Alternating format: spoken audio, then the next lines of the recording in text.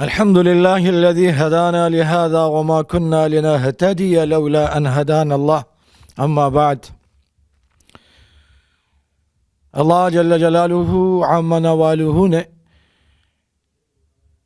آپ صلی اللہ علیہ وسلم کو چن چن کر خوبصورت دل والے افراد عطا فرمائے۔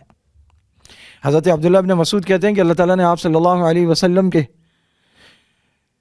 انسانوں کے قلوب کی طرف نظر فرمائی، سب سے بہترین دل آپ صلی اللہ علیہ وسلم کو پایا تو آپ کو اللہ پاک نے چنا، منتخب فرمایا، اور پھر دوبارہ اہل زمین کے قلوب کی طرف نظر فرمائی تو جو سب سے بہترین دل اس وقت موجود تھے انہیں آپ صلی اللہ علیہ وسلم کی رفاقت کے لیے منتخب فرمایا۔ ان میں سے ایک نام ہے حضرت آنسہ ابو مسروح، جن کی کنیت ہے، اور ان کے لیے یہ شرف کافی ہے کہ ان کی گردن میں آپ صلی اللہ علیہ وسلم کی غلامی کا طوق ہے۔ آپ صلی اللہ علیہ وسلم کے آزاد کردہ غلام ہیں، بالکل اوائل اسلام میں دعوت کی ابتدا تھی، تبھی اسلام لے آئے،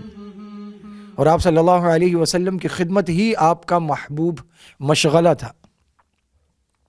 مکہ کے مشکل دور میں ساری مشکلات پر صبر کیا، اور پھر جب ہجرت کی تو سعد بن خثیمہ کے ہاں مدینہ میں مہمان ہوئے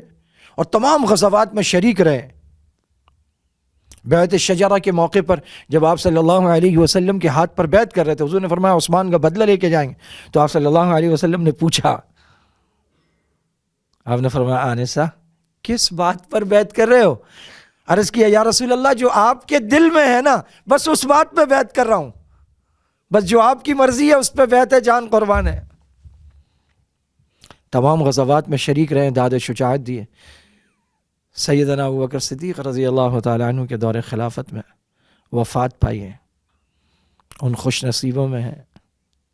جو آپ صلی اللہ علیہ وسلم کی رفاقت جنہیں حاصل رہی ہے۔ اللہ تعالیٰ ان سب کے صدقے ہماری بھی مغفرت فرمائے۔ وآخر دعوانا ان الحمدللہ رب